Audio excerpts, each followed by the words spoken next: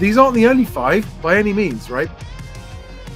Happy 5 Fact Friday. 5 Fact Friday. I'm Charlie Lambden, and it is 5 Fact Friday. It's an absolute miracle this is happening at all this week, today. And I don't even have a tea to slurp. I've just some lukewarm coffee from a flask from earlier. Happy Friday, the 29th of November. I'm sorry for the absolutely zero notice, but it's the end of a very long week and I just want to get finished. I really, really want to get finished up. But there's a lot to go through. And I'm also having all kinds of problems. I've got the wrong cameras and I've left stuff behind. Okay, I'm Charlie Lambden. This is Moving Home with Charlie, and this is the weekly Friday when I do, supposed to be a newsletter, but for the third week in a row, this is a video, not a newsletter, because I just haven't had time. Newsletter takes even longer to prepare than this. If you are watching this on TikTok, it means you're watching it after the live stream. And if you want to catch these live, you've got to follow on YouTube. But and I apologize to all the TikTok followers for my neglect of the comments and questions that you put there. I just haven't had a chance to get to you. If you're listening on Apple Podcasts or Spotify Podcasts or any other podcast channel, thanks for listening. And the links to everything I describe are below in the show notes. Not below if you're listening, are they? They're in the show notes of the podcast episode. And the other reason I have to do this quickly is because it's Thanksgiving weekend, which is, we have an annual tradition now in our family of watching Planes, Trains and Automobiles with Steve Martin and John Candy, which for me gets funnier every year that I watch it, and the kids love it too. Anyway, I am digressing. What else was there? There was something else I had to say before I started, and I can't remember what it is. Okay, it'll come back to me, I think. Right, the 5 facts. And as I said, this has been absolutely chaotic this week and today. Let's start with Halifax reports. Okay, let me get this up on screen.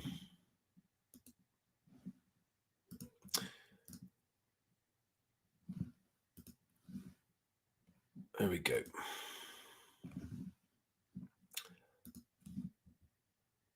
Okay, this is the Lloyd's website. So this is from the source. Home buying affordability improves as house price to earnings ratio eases. Now, it is true that the house price to... So my point about this is that they're reporting it as a fact. And there's nothing technically incorrect with that statement, right? But it's misleading, and this is why. It fails to take into account actual affordability, which is when a broker will talk to a borrower and say, give me all your outgoings. How much are you spending on childcare, on car payments, on credit cards, on energy, on everything else? And they will look at your individual affordability. In other words, what's left over in your monthly income after you've paid all of your bills. And as we know from owner-occupier house price inflation being at 7%, that's going up wildly faster than both wages and house prices. In other words, people's disposable income, or the budget with which they've got left over to pay their mortgage payments, is not improving, that's decreasing. So it's true that using the basic metric, house price to earnings, as in real earnings, real income versus house prices, yes, it's true that that has improved. But in the real world, that measure doesn't take into account the change in people's actual disposable income. And as you will see from one of the other facts that came out from the Bank of England this week, today, in fact, there are lots of things that are going up and that are going to affect affordability. Okay, so that's fact number one, is that Halifax reports home buy affordability improves, which is, of course, what they want to do is they want to say, look, it's okay, you can buy a house, it's confidence building, go out but come and borrow money from us and buy a house. Come on, because it's getting cheaper to buy. It isn't, even with house prices falling in some parts of the market. And actually, the easing that they're referring to is tiny. It's absolutely tiny. They're saying it's down. It's eased down from 6.62 to 6.55. That's 0.07 of an improvement, or a 1% improvement in housing affordability as measured by house prices to earnings ratio.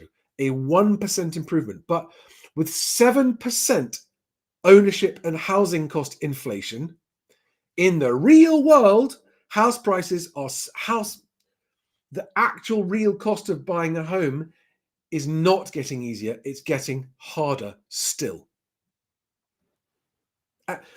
If any of you think I've missed something and I'm getting this wrong, please tell me, right? Tell me wherever you're watching this, on X or YouTube or Instagram or LinkedIn or Twitch or wherever, just tell me in the comments if you think I've got that wrong. Because it's my reason for highlighting this is that it is more gaslighting. For those people who don't forensically examine their budget, which is most people, by the way. Well, it's in the news, and Halifax said it. It's official. Housing affordability is getting better. It really isn't. It really, really isn't. At the higher end of the market, if you're lucky enough to be upsizing to a top of the ladder property, yes, it is. If you're a first-time buyer, no. Is it? It's not. It's just not. Right. That's fact number one. Is that it's a fact that Halifax has reported this, but it is misleading gaslighting, and therefore guff. Fact number one. Fact number two is government announces £3 billion funding for home builders has become available. Oh God, hang on a second.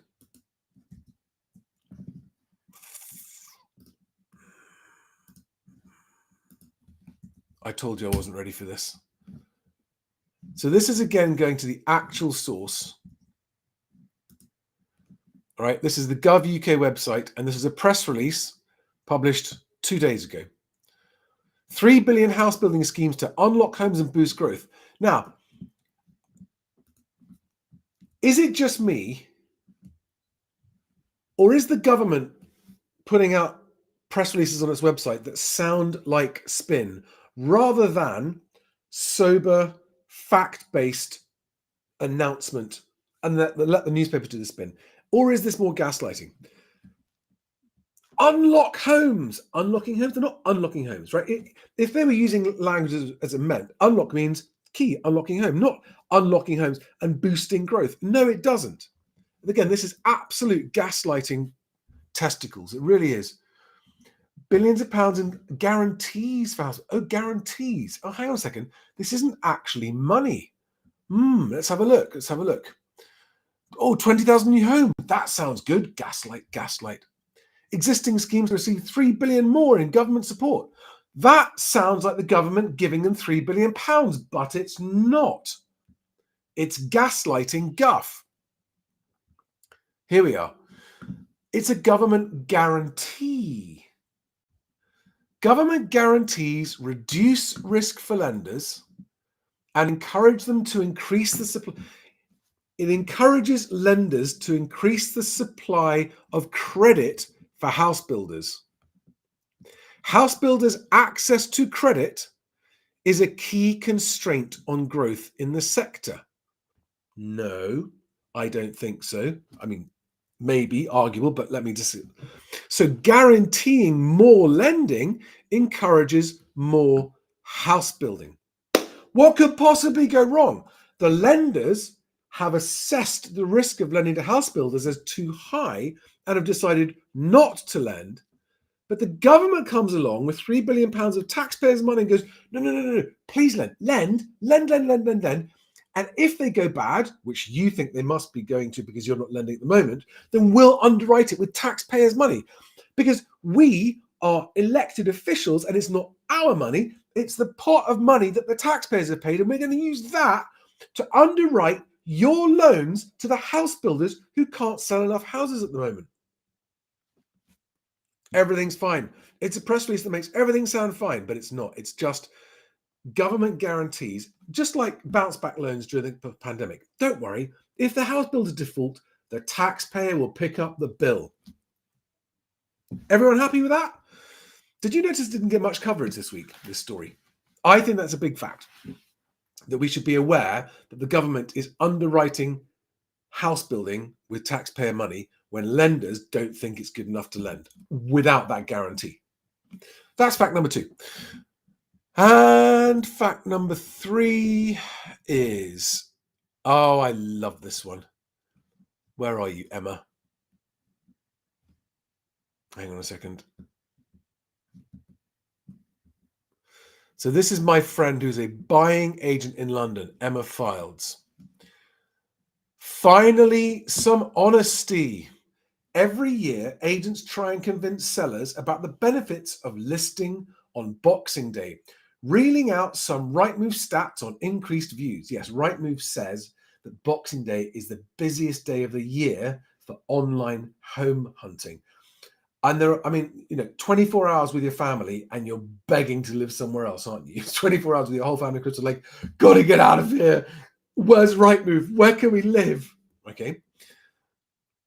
And they do say that. But the trouble is that this is tire kicking. It's dreaming, it's fantasy viewing, it's property porn, Unless your property will appeal to first-time buyers, especially this year, given the impending stamp duty increase, these figures are meaningless. Correct, Emma. Unless you count online browsing as intent, as opposed to actual viewings and offers. So what Emma is correctly pointing out is that online browsing has no correlation with actual viewings and offers. Things will pick up in March and April between half terms and school holidays, especially if there's another base rate cut in February. And she's included a graph from the Times here. In fact, I've got a better, there we are. And this is, so that black line in the middle is 0%. And to the right of it is positive percent of agreed sales. What have they got? What are the 3 things? Brought to market, price changes, agreed sales. So the black or the dark grey coloured bars are properties brought to market. And 0% is the average. Price changes is the orangey colour, and agreed sales is the blue colour. And what you get at the top, you've got January, right? There's January, which is massively less than average. So in January and December at the bottom, right? Let's look at December, it's easier. In December, there are 20% fewer properties than average brought to the market. There are 50% fewer than average deals. What have we got here? Oh, price changes, that's right. And there are 40% fewer deals agreed in December. And if you think that converts into January, no, it doesn't. January is also well below average. So yet more gaslighting guff from the industry about, oh, it's that Boxing Day bounce, it's record, and everyone goes back, launch your house on Boxing Day. It's just designed to drum up activity during the quietest months of the year. If you are a seller now at the end of November, don't wait, put it on now. Get ahead of that rush. So that's a fantastic fact. Using data from 20 EA reported in the Times and tweeted about, debunked by Emma Fields. That's fact number 3. Fact number 4. Here we go.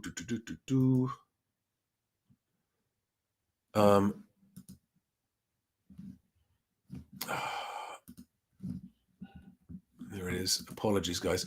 Right. Today, the Bank of England put out some data on mortgages. And Faisal Islam says, very interesting new Bank of England chart showing coming mortgage market shift. Remember, the Bank of England has data on every single mortgage in the UK. 50% will see an increase in payments over the next 3 years.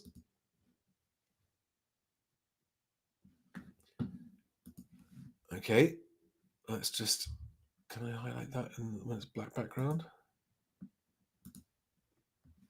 Okay, so that's half of all mortgage holders are going to see increasing payments over the next 3 years, according to the Bank of England. And for those of you who say, yeah, well, the other half are going to see reduction. No, 23% will see no change, and only 27% will see falls in payments over the next 3 years. So the net balance is an increase. Around half of mortgages are expected to see payments increased by 27%. So that is downward pressure on house prices and on the market as a whole. All right. Link to that tweet below, and I haven't got the Bank of England link itself on there, but there we are. That was fact number 4. Fact number 5 is great news. It's the first bit of great news I've seen. It is indisputably great news. It is, you cannot possibly say this is not good news. It's good news for everyone, and it's good news for everyone with no exceptions. And that is the number of transactions has been announced, and it is a big jump.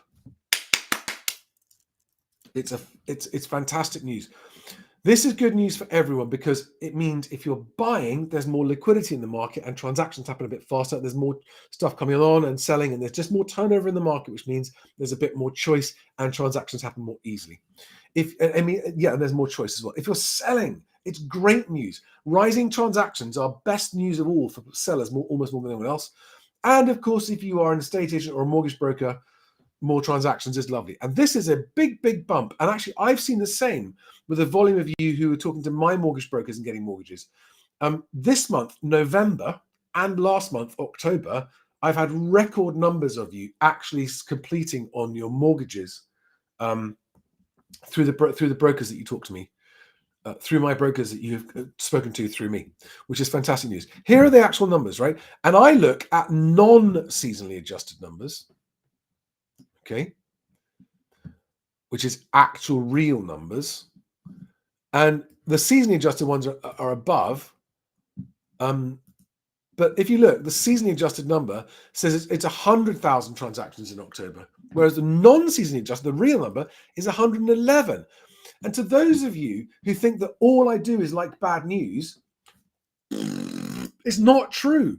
When there's good news, I'm very happy about it. And this is genuinely good news. And the non-seasonally adjusted numbers are better than the seasonally adjusted ones, showing, I mean, they're 10% better. That's a big difference, right? And that's a 23% jump on transactions. And this is all transactions. It's mortgage and cash. It's everything. It's complete. It's HMRC. It's not land registry because they cannot get around to recording all the transactions for another year. HMRC gets the data on the nose because of stamp duty payments. 23% up on last year and 17% up just on September. That is fantastic news. Long may it last. Why has that happened? I think that this was a combination of the effect of mortgage rates coming down, and there's a bit of a delay on you actually seeing that. So, there's a couple of months between the mortgage application being made and property being found, and then the deal going through. So this is showing when earlier in the year, mortgage rate, like Q2, mortgage rates were quite low, the lowest of this year, and they've been ticking up since then. Then we had the uncertainty of the election, of course. And after that, we saw a nice boost in activity. And that's what you're seeing here is the evidence of that boost happening after the election and when mortgage rates had stopped going up again. I hope they continue on this level. I really, really do. I am not optimistic that they will continue on this level, but I sincerely hope they do. Because I don't have a narrative, everybody. I just have a desire to speak the truth and to find the truth. And there it is. And that's good news. That's fact number 5. And there's one more fact to run through here, which is that Zoopla released their house price index this week as well. And it's worth a quick run through. All right. It's worth a quick run through. This is by, for what it's worth, it's the least guffy house price index of what I call the vested groups, the lenders and the portals. Its figures are the lowest of all of the others in terms of the average house prices. But it is still nevertheless a national average of the UK, and the national average is not helpful because the countries are doing different things. I want to pick up here And again, I don't know what their calculation is of the exact price, but they're saying all countries and regions recorded positive year-on-year growth, with the UK average at 1.5%. Now, as we all know, and let's just take that at face value, right? That the average of house prices. Now, what he doesn't talk about, and in fact, Richard, so the author of this report is also the person who said that when the mix changes, it makes this figure less reliable. And the mix has changed. In other words, that there are more than typical volume of transactions at the higher end and less at the lower end. So I still dispute that that is a reflection of the reality of most people. Okay. But even at 1.5%, with inflation at 2.3%, or if you want CPIH at 3.2%, house prices are growing at half the rate of CPIH, which means that actually, although the nominal price in pounds might be up 1.5%, the actual value, taking into account inflation, is down 1.5, 1.6%. All right. So prices might be up, values are down. That's just a piece of reality that not enough people take into consideration. Okay. It's important because when nominal house price growth isn't higher than inflation, it means that houses are losing value. And it's important that people who think that houses are a good investment know that they're not a good investment at the moment. All right, whatever. Let's just ignore whatever we think about the future. It's not a good investment right now. Now, I think Richard's being a little bit over optimistic here when he says the housing market has now largely adjusted to higher borrowing costs. Well, not according to the Bank of England. The Bank of England says that 50% of mortgages are still going to go up in the next 3 years. He's projecting a 2.5% rise next year. Well, that's still below what inflation is projected to be next year. So that is still, and again, and that varies around the country. And when you look at the graph down here, by the way, where is the graph of nations? Look at Northern Ireland, that massive spike of 6.3% nominal house price growth year on year in Northern Ireland. Okay.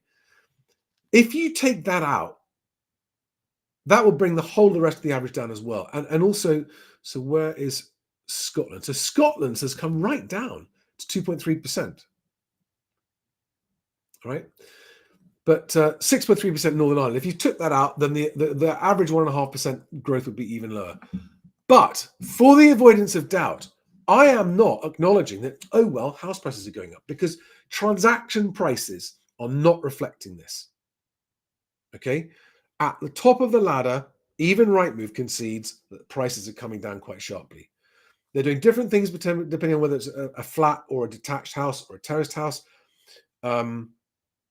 It's all different. So just don't pay too much attention to the national averages.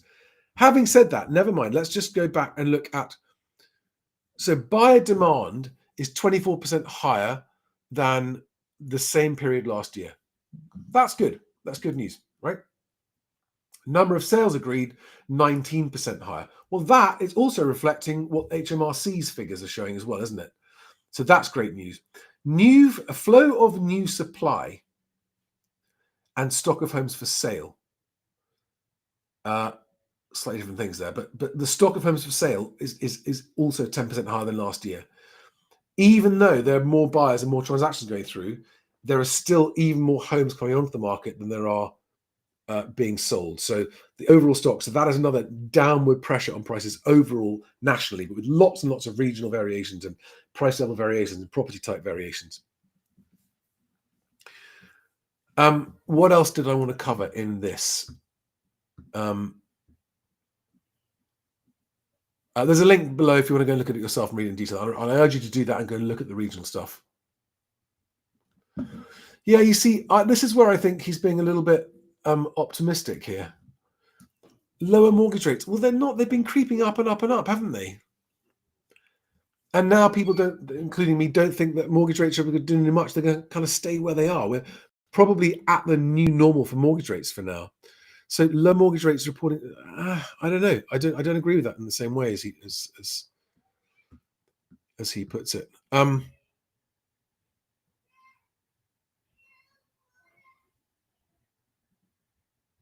Yeah, he's also talking about rising incomes would do the hard work in resetting housing affordability in the face of higher borrowing costs.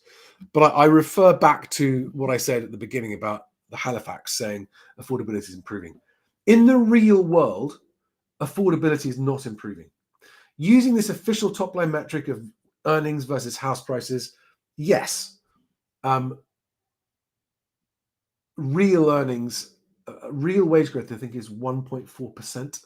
I mean, it's barely keeping up with this house price growth, right? So, but real house price growth with inflation is still negative, and therefore real wages are positive. Real house price growth is negative. On that metric alone, affordability is improving. But in the real world, where we are actually facing 7.4% owner-occupier housing cost growth, and people are maxed out on credit cards and car loans and that kind of stuff, I'm afraid it's not getting more affordable. There are still people who need and want to buy houses and can afford to do so, as we can see from that bump in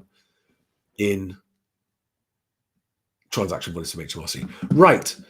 Do we have any quick questions? I'm not going to spend too long on this because it's 6 o'clock and Friday supper time, and the kids can't wait to watch Planes, Trains, and Automobiles. Who have we got here? Mohawk says they've been gaslit more times than a combi boiler. Change is coming. Yep, same thing the Chinese have been doing for years. I wonder how that ended up. Evergrande.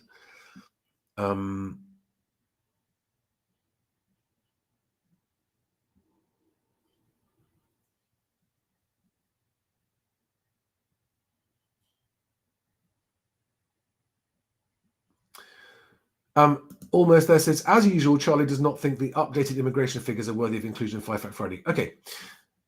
You're saying that updated figures from over a year ago, from the year to, what was it, April 2023. So we're now over 18 months ago, the figures you're referring to. I mean, whether the figures are right or wrong, the reality is those people are here, right? It's not, what happened back then isn't going to change the housing market in the future. That's why that's not something I consider as a Five Fact Friday. I did get someone sending me other suggested facts. Housing supply in England drops by 6%. So that means new build of housing has gone down, not up. That was reported this week. That's true. Fallen 6% year on year. Only 220,000 net additional dwellings, down from 234,000 the previous year. So new house building is going backwards, not forwards. And something called the Buy Association says capital appreciation over the long term is one of the things the UK property market is best known for. House prices have significantly outpaced wage growth, and it quotes this ridiculous figure. According to a new report from a mortgage lender, has revealed that over 50 years between 1974 and now, UK house prices have risen by a huge 2,534%, notably excluding inflation. And just that's such mortgage guff. Doesn't count as a good enough fact for this Friday.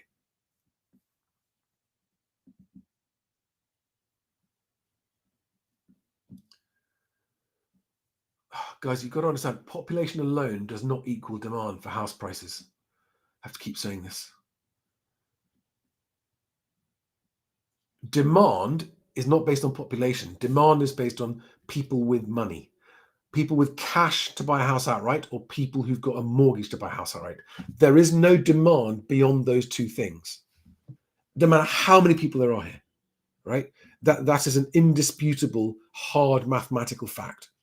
Either someone's got enough money in cash to pay current market rates for a house, or they've got a deposit and a mortgage enough to buy a house.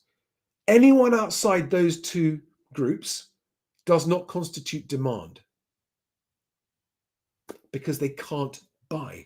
If you don't have the cash to buy, or if you don't have a mortgage enough to buy, you do not count as demand, right? Go and look at cities that have slums and tell me that the demand for housing there has pushed prices up. No, because the people living in the slums don't have money to buy houses. It's not true. It's too simplistic, that point of view. John Snow says, yeah, when schemes start to come in, you know we're in trouble. Yep.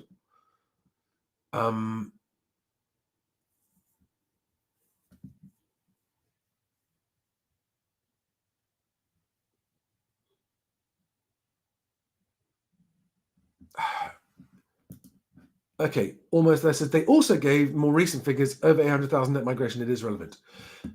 On its own, it's not. If we know how many of those people are arriving with cash, and some of them are, I realize that, right? People coming from Hong Kong have got cash.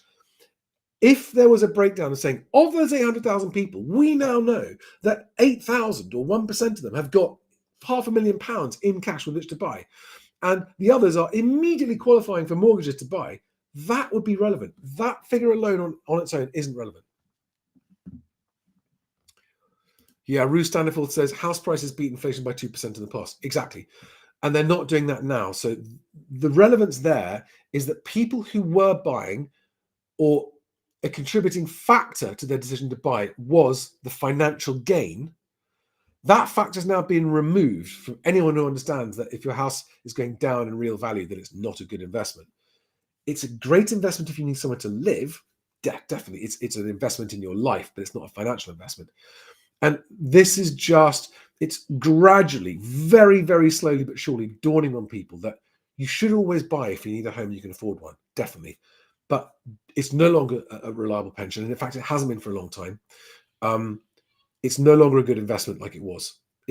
That is just a cold, hard fact. Unless someone out there wants to say to me, rubbish, Charlie, house prices go up by 1,000,000% in every 100 years, and therefore it's always a good investment. It is never a bad time to buy. That's just palpable testicles, isn't it?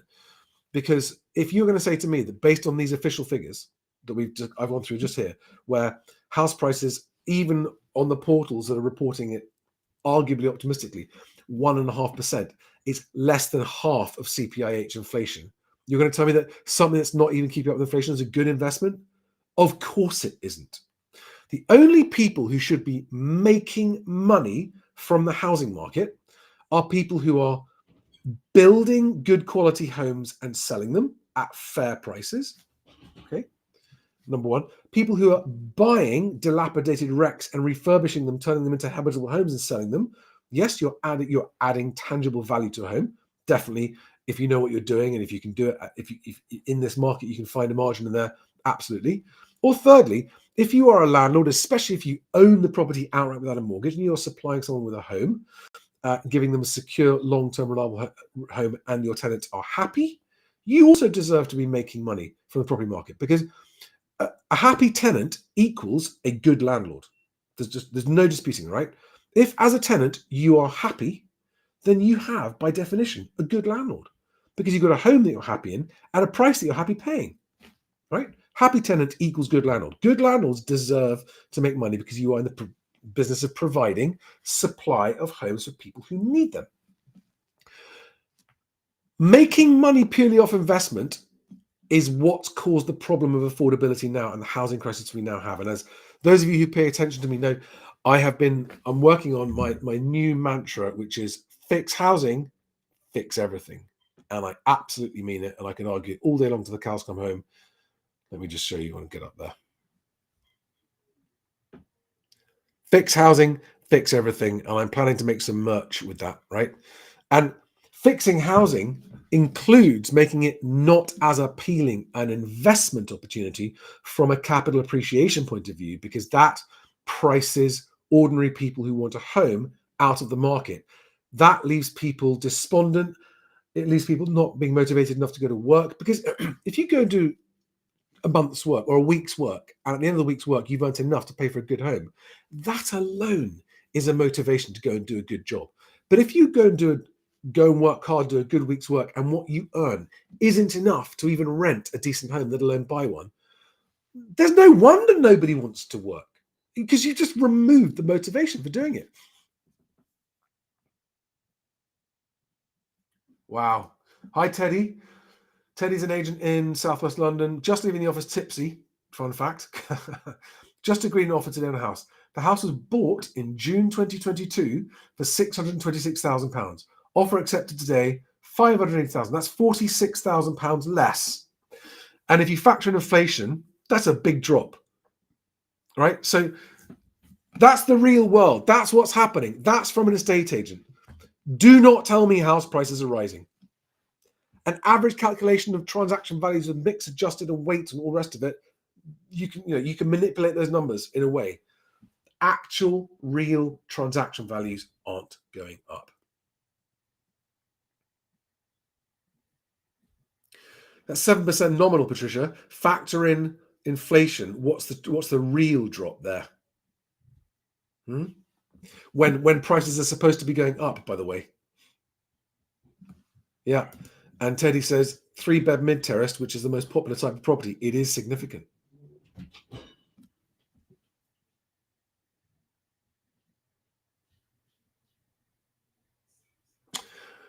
Righty-ho, guys. I'm going to wrap up now. If you want to get direct access to me, and thank you for those of you who've been waiting for the video. Thank you for those of you who've been booking video calls with me.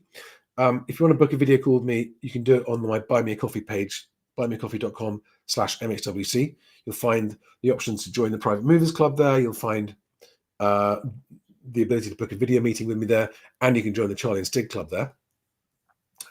If you want to talk to my mortgage broking, my hand-picked mortgage brokers who are doing fantastic things at the moment, that have been for 2 years, then my website /mortgage will get you there. Where are they? There it is. mhwc.co.uk/mortgage. Conveyancing as well. If you want the mhwc.co.uk/conveyancing, talk to my handpicked conveyancers, and find me on my website. I've really got to go because my food's getting cold. Thanks for watching, guys. Have a fantastic weekend, and I will